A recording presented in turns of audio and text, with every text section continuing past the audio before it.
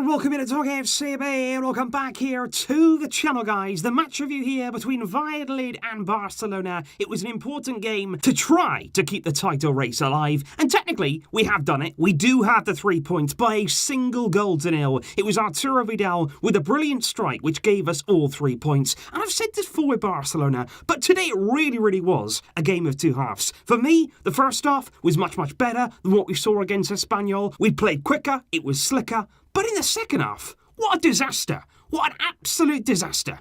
Let's go through it, because that was weird. Because to be honest, guys, coming into this game before the game, I haven't actually been feeling all that well. That's why you didn't actually see a lineup reaction video on the channel today. I'm sorry about that. But in the first half, I was feeling a lot better, because the performance was very good. We were looking good there. Setien lining up with a few changes to the team and a completely different system to what we have seen in previous games. And what I can basically gauge from this is that Quique Setien is sort of treating these final games of the season as a bit of an experiment. What he's looking to do here is try out some different things. What we saw there in the first half of this game, and I really did enjoy it, we saw Ter Stegen in goal, then we actually saw a back three of Clement Lenglet, Gerard Piqué, and intriguingly there, Sergio Roberto playing as the right centre-back. What you then saw was the fullbacks able to go forward with a lot more freedom. We've seen that recently with Jordi Alba and Nelson Semedo there really high. But what that also gave us there is a bit more security in our back three. This time, the two centre-backs weren't as exposed. You had Roberto here, who was helping not only defensively, but also there in the build-up. Sergio Busquets was dropping in. You had Ricky Puig there, who I thought was brilliant in that first half in terms of energy, in terms of making good runs here. But obviously then, what we did have to sacrifice was an additional forward. We only lined up there with Griezmann, Messi in behind. But I was so impressed in that first half with all of the work we were doing down this right-hand side. I thought Semedo was absolutely brilliant. He was allowed to be much more advanced, and he was getting into some really good positions. Vidal was playing him in, Roberto there was helping out on the right, and of course what that did was, when Messi here was coming central, when he was coming into play in behind Griezmann, what we were doing then was making the use of all that space on the right hand side, and I was really happy with how things looked. And if we just highlight there exactly what we saw in particular from Nelson Semedo, you can see why it was working out, because we were finding him time and time again there in a lot of space. He was getting good positions, but not only that, he was doing some good things there in the final product. He was getting some good balls into the box. He picked out Ricky Puig. It was a good effort there from the midfielder, getting into the box and making a good save there. The goalkeeper, Masip, another good game for him, the former Barcelona goalkeeper. But Semedo as well, played in by Busquets. Brilliant run there in again. He gets in. He actually tries himself to score. Again, good save by the goalkeeper. But you can see here, all of the time, he's getting into those areas, and we're not exposed defensively when he's that far forward because of the three at the back. And of course, one of the best moments, again he gets played into that space, he pulls it back, this time to Antoine Griezmann. It should be an assist for Semedo, but Griezmann can't get the contact on it. It was a big miss from him. Of course it's on his right foot, but I'm not really sure you can use that as an excuse there for Antoine Griezmann. And of course it was a mixed game for him, because I actually felt as though he wasn't involved as much in that first half. Without Suarez there, without another forward, I don't think we saw Griezmann get involved in play as much as we have done in the past few games. I think he did have some nice touches. I think he did help in the build-up very well. But in terms of getting into the area and scoring himself a goal, he didn't quite do what he would have liked to have done. And particularly there in that first half, in the opening 10 minutes or so, the score was at 0-0. Griezmann actually capitalised there on a loose pass from Valladolid. He's running in behind. He's running in there to a lot of space that was appearing in the final third. And the ball is on to Messi. And you can see him there. He's looking up, but he's just a bit hesitant. He just delays it.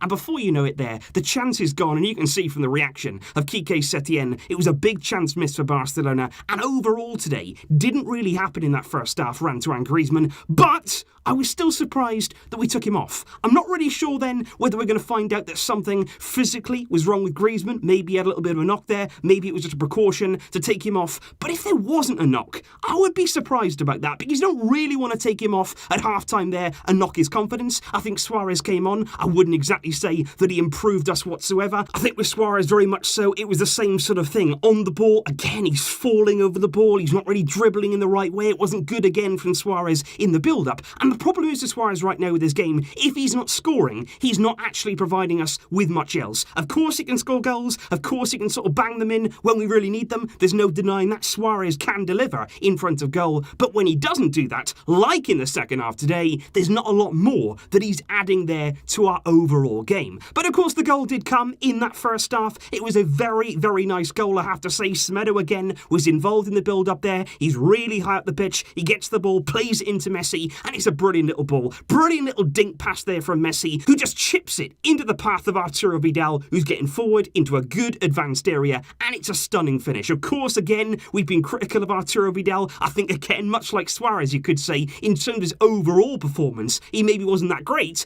but he also can get some big goals, and it's a great finish. Across the goalkeeper, so much power on it, brilliant accuracy, in off the post. And like I say, that was the one moment in front of goal that basically got us all 3 points, because apart from that, in that second half, Barcelona, we fell to pieces. Because I don't really know why when it comes to Setien, but he kind of changed things completely there in that second half. From that 3 at the back system, which seemed to be working really, really well, for some reason, in that second half then, when Suarez came on, we changed back to 4 at the back. And I didn't get that at all, because Valladolid, they were playing with 2 strikers. It didn't really help us at all defensively, and certainly going forward, it completely broke down our play. Like I say, we saw Suarez come on, we also saw Ronald Araujo replace Clement Longley, and then with 30 or so minutes to go, Ricky Puig goes off. And once he goes off, the energy levels absolutely dip down to an all-time low in this game. Rakitic comes on, and also Junior Firpo in the latter stages there came on for Sergio Busquets. And right the way through that second half, I was sitting there thinking, what exactly is the shape right now? What are we doing out on the field? And it just seemed as though today, I know maybe we're going to experiment. I know it's good to find out exactly what we've got in terms of the players in our squad. And it is nice to see different systems, different variations.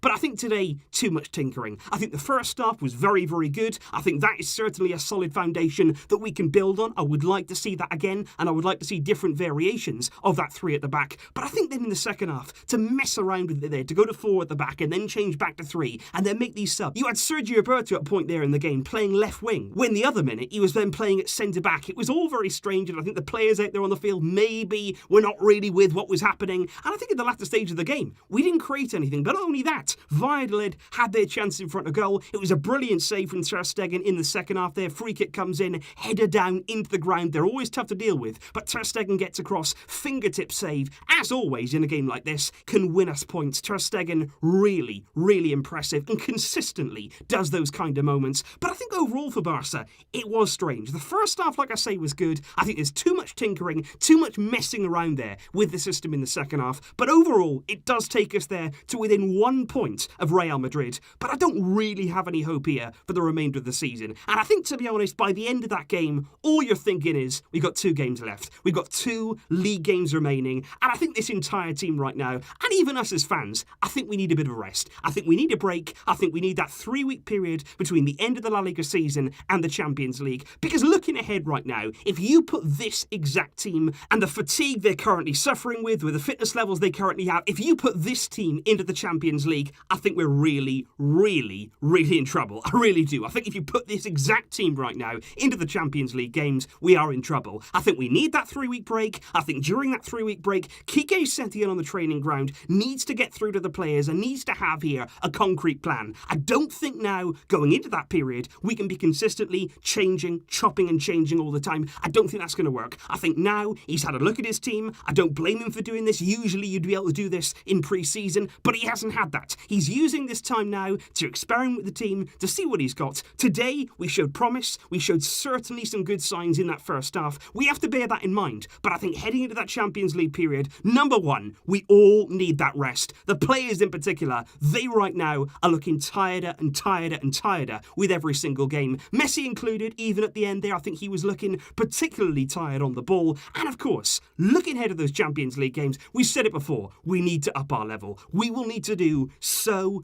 much more if we're even going to get past Napoli. Of course we want to do that, and of course we'll hope we can do that. But we need that break. We really, really do.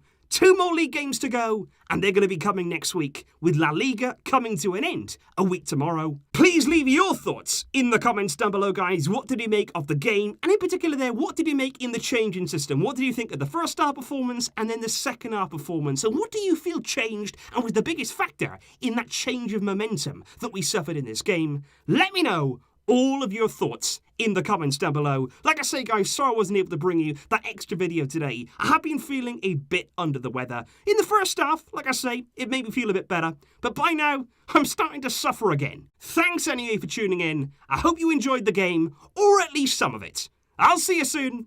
But until next time, as always, guys, Visca El Barça.